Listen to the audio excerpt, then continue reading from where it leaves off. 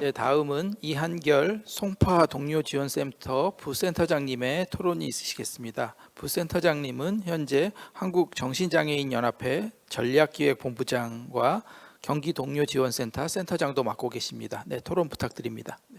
네, 송파 동료지원쉼터 이한결입니다. 제가 이제 시간 밸런스를 맞춰야 될 것 같은데요. 제가 짧게 그 원고는 썼지만 짧게 정리하도록 하겠습니다. 먼저 귀한 자리에 좀 불러주신 앞서서 호명되지 않은 나희경 국장님과 김나연 선생님한테 감사 말씀드리고요.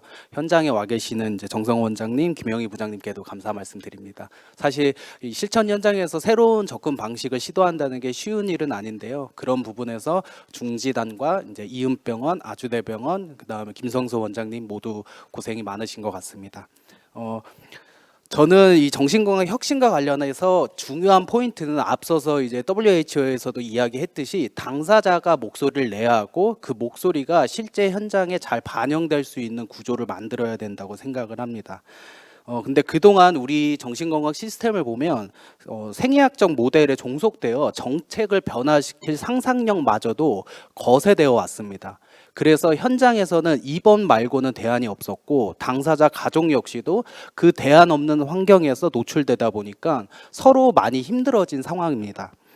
그래도 다행인 점은 오늘 이런 토론회를 통해서 그 세계적인 인권 흐름에 맞추어서 이제 WHO에서 퀄리티 라이츠라는 새로운 모듈에 대해서 우리가 소개하고 훈련을 받을 수 있고 그다음에 이런 서비스들을 실제 병원 세팅에서 하고 있다는 점은 저희가 의미 있다고 생각을 하는데요.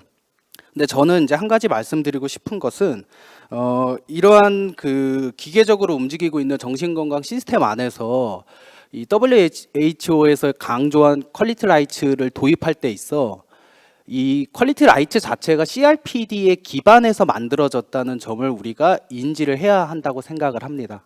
그러니까 실제 제가 생각하기에는 WHO에서 이야기하고 있는 모범 사례, 그 다음에 툴킷이라고 하는 훈련 지침 이런 등등이 CRPD에 기반하고 있기 때문에 우리나라도 CRPD를 조금 더 연구하고 CRPD의 상상력을 조금 보태면 WHO에서 권고하고 있는 것보다 더 좋은 모델로 그리고 당사자와 가족, 그 다음에 당사자와 가족을 서포트하는 의료진과 관련 직종들에 종사하시는 분들까지 만족할 수 있는 서비스와 정책을 만들 수 있다고 생각을 하고요.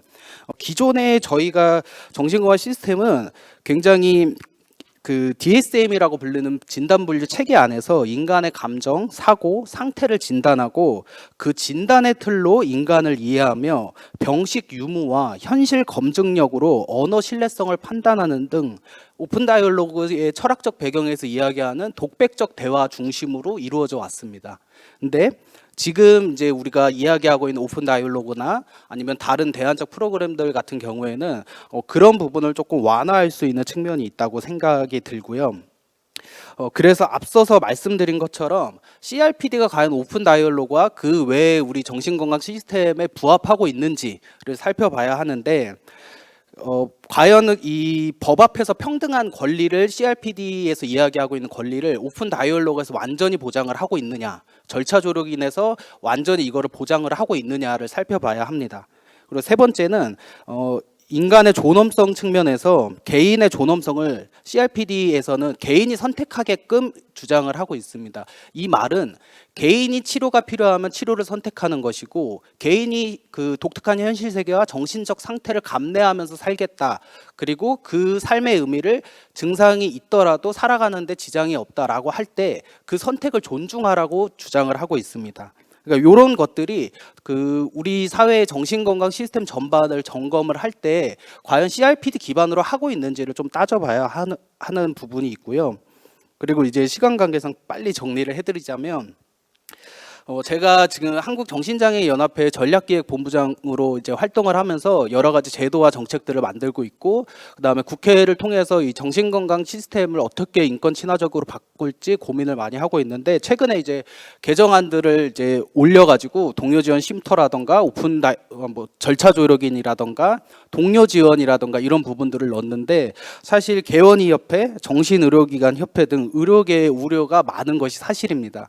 근데 이런 정책 토론의 핵심은 CRPD에서도 이야기하고 있고 WHO 퀄리티 라이츠에서도 강조하고 있는 것이 당사자의 참여, 당사자의 목소리, 당사자의 서비스 요구, 그 과정에서의 당사자의 선호와 의지를 반영할 것, 이런 것들을 강조하고 있는데, 당사자가 원해서 제도를 만들려고 하는 과정에서 의료계에서 좀 많은 협조와 관심을 좀 가져주셨으면 좋겠고요.